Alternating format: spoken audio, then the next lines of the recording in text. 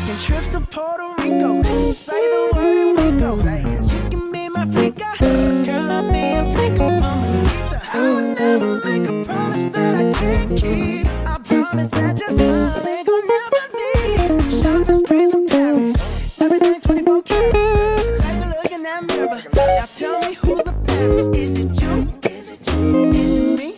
Is it me? Say it's us. And I agree. Jump in the Cadillac. Put some miles on it. Anything you want, just to put a smile on it. You deserve it, baby. You deserve it all. And I'm gonna give it to you. Gold jewelry, shining so bright.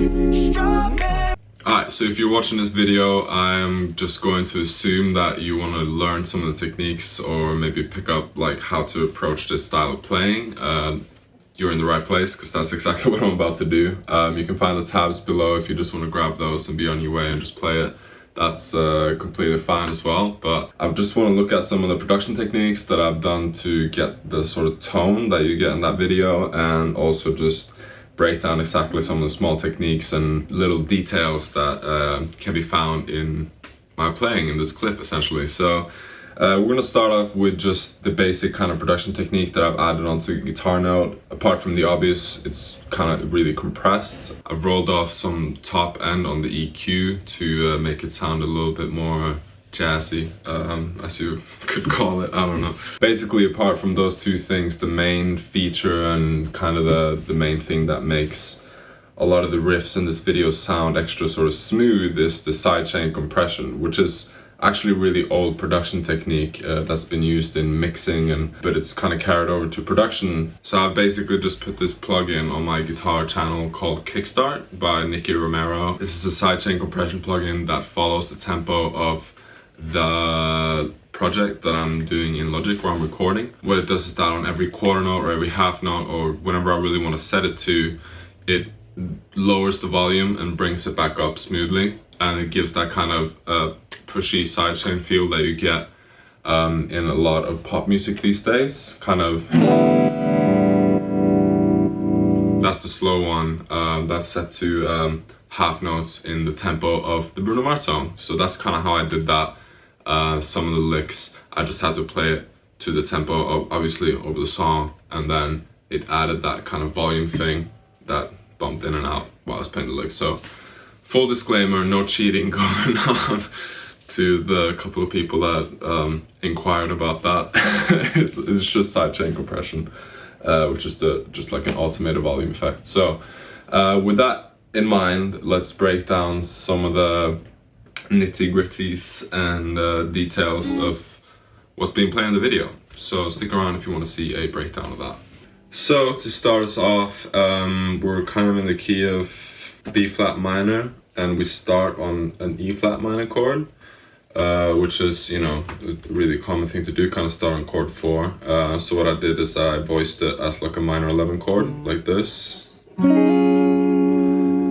Which is bar chord down the 4th fret. You'll see all this in the tabs, and 6th fret on the G and the B. So the first thing I do is just play the first 3 strings and hammer on that pinky on the B string, and then the 6th fret on the E string over afterwards. And then after that, you're gonna go straight up to the 9th fret of the B and E string and slide those two up to the 11th fret. So when your pinky is up here on the 11th fret, you now time to put your index finger and middle finger on these 2 frets of the G and B string. And what that's gonna do is gonna start this descending line down to the 4th fret of the E. So that's, you're gonna play those 2, hammer on to the 10th fret of the G.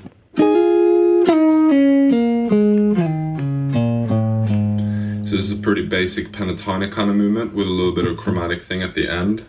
So you're just following that B flat minor pentatonic shape with a couple of slides on the G string and on the A string. But it's pretty straightforward. Then you get the chromatic thing down to the 4th fret of the E. And what you're gonna do now is you're gonna play a G flat major chord over A flat, which creates this really kind of cool suspended feel. You're going to hold down the G flat major shape and you're going to play the notes. But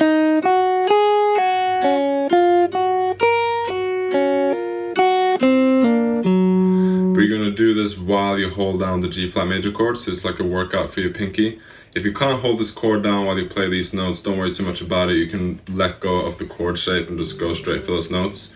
But the pull-offs and hammer-ons are still pretty important, but you'll see that in the tab as well. So that's just...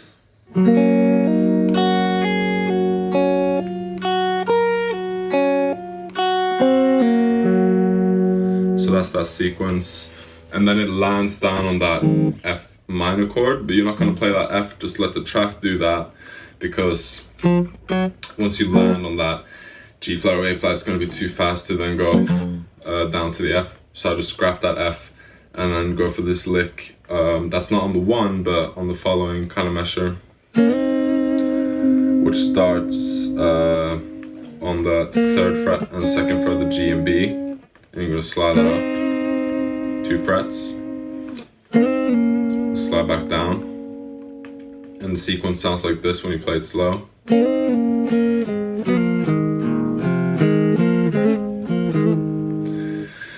So it's fairly simple. It's just 2 frets up and down on the 1st fret, 3rd fret, 1st fret, 1st, 3rd on the A and D, D and G, 1 with the little trill thing, same thing at 3, 1 with like a little trill type of thing. So after that whole F minor thing, you're gonna go to B flat and actually play an E flat major chord, and then go back to the B flat and play the dominant 7 chord, which is just a bar chord down on the 6th fret, hammer on that 7th fret of the G. Very simple. And then 6, 9, 6, 9, and then this little Instagram minor 9 lick that if you came from Instagram to this video will definitely have heard before. That's just 6, 8, back down the pentatonic B flat minor scale,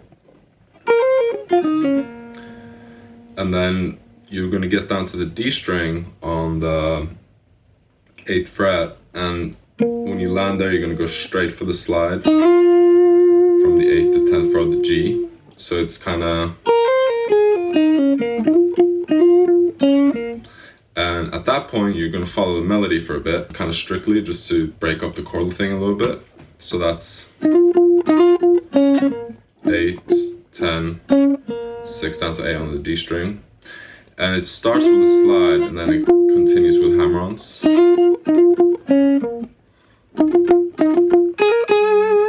And the other one is just hammer-ons. And 9, 11, 9 with a hammer-on on the B. And as you land on that 11th fret of the B, you're going to go straight to the 11th fret on the A and play this kind of same type of chord that was earlier, like a G flat over A flat. That's just a bar chord on the 11th fret starting on the A. We're going to add that E string on top to add that little extra suspension note. It kind of becomes like 13 to that A flat chord. Just hammering on that, you know, minor 9 sound, but it's not minor 9 chord. And then after you you don't even hammer on it, you play it. So you want to sweep the chord down and then play that last note on the upstroke. The next chord is a bar chord on the 13th fret starting from the D, and then you're going to add your middle finger on the 14th fret of the B and E. Then your pinky goes on the 16th fret of the E, so it sounds like this. And then back to, and then a D flat major chord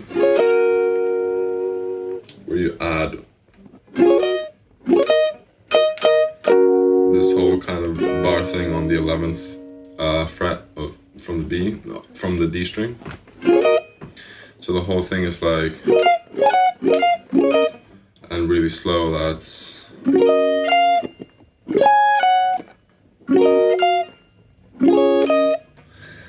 after that, slide up to the 11th fret. And this is kind of the hardest part to add in tabs, because it's sort of like a half slide. When you come up to the 13th fret, you want to do a little slide up to the next fret and back down. But you want to do it so fast that you can't hear all those notes. It's just enough to kind of trill over that fret. And then slide it back down to 11. So if it's a bit hard to get this technique down in the beginning, I'll just start with one string and try and do that kind of slide thing with one.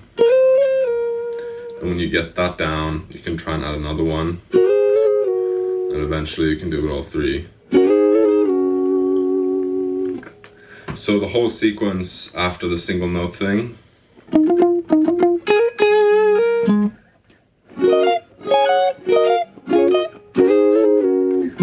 Then you're going to get to an F minor chord, much like this one earlier. But now you're going to do it up here. So that's just a hit on that F minor chord. And then you're going to add this little hammer-on thing on the B and E string, which is up to 11th fret of the B and up to 11th fret of the E. So that's just hammer on, pull off. And then there's another kind of descending, but also a little bit ascending pentatonic line happening after that. So that's before you land on the B flat. So that whole sequence goes like this.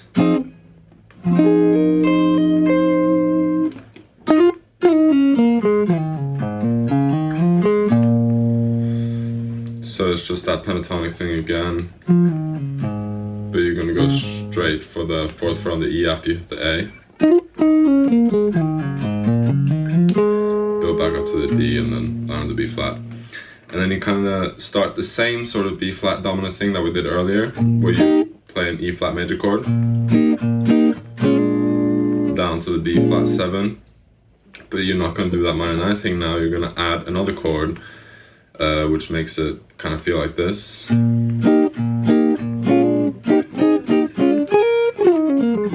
Before you go to the E flat. So that thing is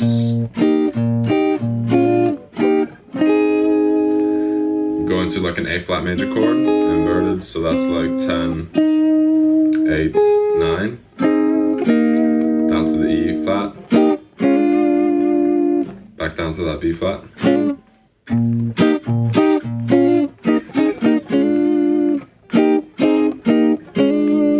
And then after that chordal movement, up to the 11th fret on the B,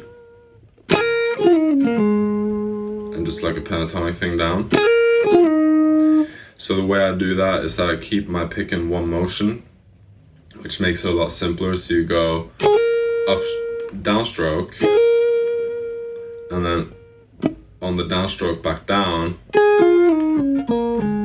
you just add that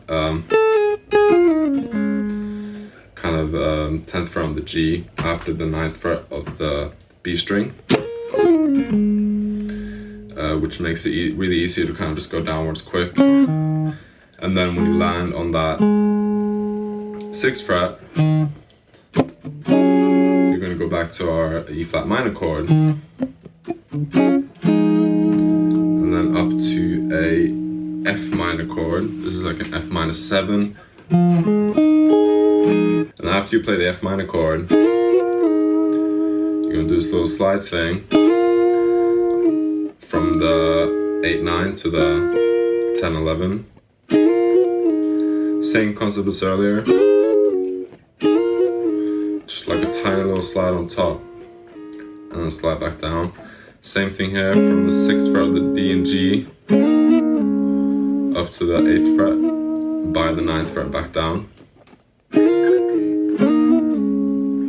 So after you've done that 6th fret thing on the D and G string, you're going to go up to an A flat minor, kind of minor 9, minor 11 type of chord. Same shape as for the E flat minor. And And what that is a part of kind of a like a substitute 2 chord to go down to the G flat major. So that's just kind of hammering on that 11th fret of the B, and then doing a bit of a different kind of sounding voicing. If you let it ring, you can really hear the characteristic of it, but it's kind of more just as a addition to the A flat minor chord.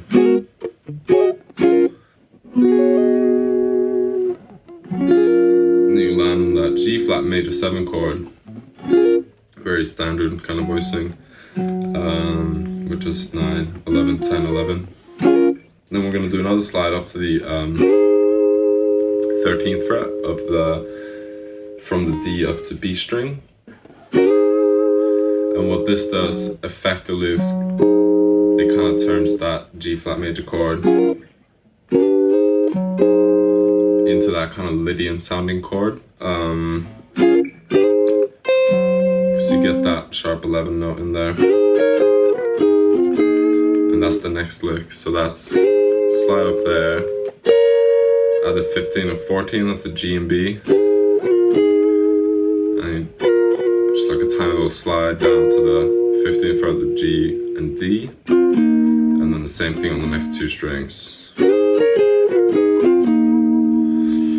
So after that, you get this last little melody movement that kind of is a chord thing, but it follows the melody line.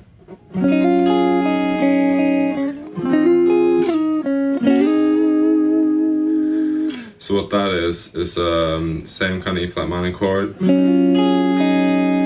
you're going to play it on the 4th fret of the E, and then at that point you need to release your pinky off the B string, so you can play the 4th fret of the B. And it's just, and then you go to this F minor shape. That does the same melody, but now the melody is in this position. So that's just hammering on 10th fret of that G string before you play the 9th fret of the B. Slide down to the 8th fret of the G before you land on the 6th fret of the G. Then you're going to do this cool little triad pair slide that starts on that kind of just normal G flat major chord. They slide up to like an A flat major chord, but it's kind of in reference to the G flat major chord. It just kind of works in that mode.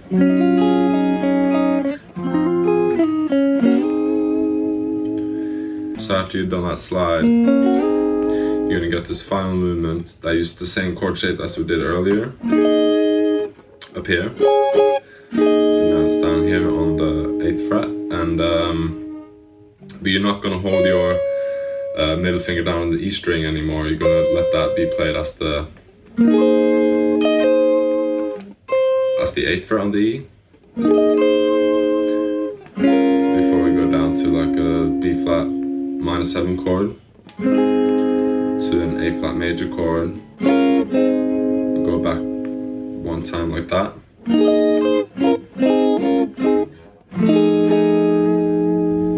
And then the final chord going into the chorus is the final bit of the video.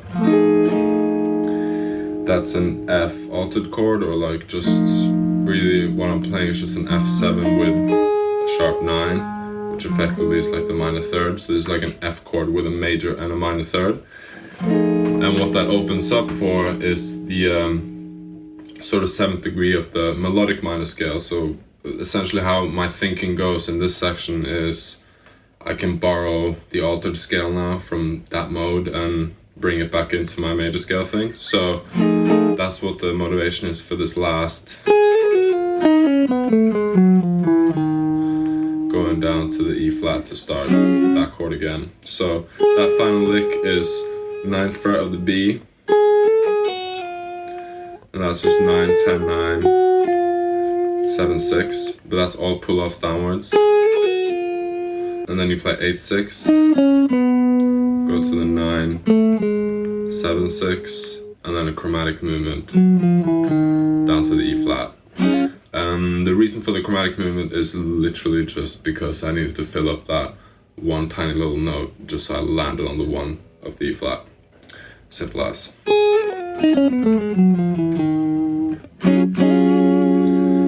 So that's pretty much it for the video breakdown. If there's still any kind of aspects of the techniques that you don't get, just leave a comment below and I'll try and answer it to the best of my ability. But if you learn how to play this, or if you post a cover of this on socials, just make sure to tag me in it so I can see it, because it really just means the world to see you guys covering this kind of stuff. So and I'd love to share it with the rest of my audience as well, so that would be top. But yeah, leave a comment if there's any other questions, and also if there's a specific video you want to see a breakdown done of next, do let me know about that and I'll have a look into it. So see you guys in the next one.